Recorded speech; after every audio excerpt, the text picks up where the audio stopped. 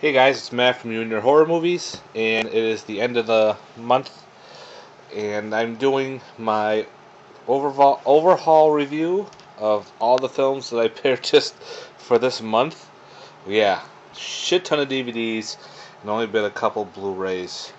So we'll just do the Blu-rays really quick, so it'll be quick. First one was Tusk, uh, Kevin Smith's film. I still gotta watch it. I've heard some interesting things about it, but I gotta get that one to watch.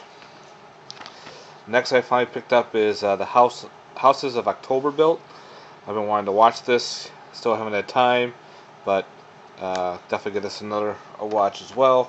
But I did watch Horns. I really enjoyed this film. I thought this was an awesome flick. I love the storyline. I love how January Radcliffe plays this pretty cool character where everyone's telling him his personal things. He's got these weird facial expressions. It's great. The storyline was awesome. If you've never seen Horns, give this a check. And my last Blu-ray only cost me 45 cents. I don't know if it's any good or not. It's called Near Death. It looks like a cannibal ghost film. But for 45 cents, I'm not going to complain. And yeah. Alright. Now to the frickin' DVDs. Holy shit. This might take a bit. Excuse me. We'll go to the FYE pickups. I picked up, it's called J-Horror Anthology Legends. It's 6 stories of Asian horror films. It looks pretty cool. I found this cheap, so I wanted to pick this up. I've always been passing by it, but never got a chance to watch it. So I'm going to be giving this one a watch. J-Horror Legends Anthologies. Finally picked up Santa's Sleigh, Goldberg. Yeah. I found The Hitcher 2. I gotta get the original Hitcher. So this one was actually really good. I did not like the remake at all, but C. Thomas Howell was pretty good in it. Jake Busey was good as the Hitcher there. So yeah, definitely wanted to pick this one up. Next I picked up for like $2, brand new, is Itchy the Killer. This one is a 2-disc deal. No, sorry, 3-disc. This one's a 3-disc one. Never saw it, for brand new for $2. Why not? I heard some really good things about this one. This is the unrated version, so I heard pretty cool. And Takeshi Miike's cool. Had to watch it. Next is called Botched. This is Stephen Dorff's. This movie is actually really funny. I enjoyed this one. He is in Russia trying to steal a golden cross, and he gets caught up with a bunch of people on this elevator onto this other floor out of nowhere, and the guy that's going after him thinks he is Ivan the Terrible. It was actually really good. If you've never seen Botched, definitely pick that up. And the last one I picked from FYE was called Carnivorous. This is a DMX. Looks like a creature feature film. I actually looked it up. It looks pretty bad. It's about a half snake, half alligator creature that was drawn because these kids hit a woman, and her husband draws this creature with some voodoo shit, and it comes to life for revenge. Yeah, I saw the cover. I'm like, what the hell? That was like only $1. Alright, next are movies that I picked up at a game store for used. They're like $1 each. So I picked up Two-Headed Shark Attack. Yeah, this movie's just cheesy as hell. Yep, Two-Headed Shark Attack. Picked up Python 2. I had the first Python. I really enjoyed the first Python. This is part 2 of it. It actually goes along with the first movie. And yeah, giant killer snake. And the other killer snake movie I got was called Boa. This one's got Dean Cain. I think they're either in a sub or in the Antarctic with this giant killer snake. Yeah, like I said, for $1. Be kind of cool just to pass the time. Next I picked up is Bloody Murder 2. I never saw any of the Bloody Murders, so I gotta pick up the first one, and then I'll watch the second one, because I just can't watch part 2 then watch part 1. It just doesn't feel right. Same with the next 2 movies. Dark Harvest 2, The Maze, and Dark Harvest 3. Look like cool killer scarecrow films. So I decided, yeah, what the hell, for $1 I'll pick them both up, and then I'll find Dark Harvest, give myself a little dark hardest marathon, and hopefully I don't shoot myself later on, probably. Next is Fangs. This one is a killer bat film. I watched it. It actually wasn't bad. They were...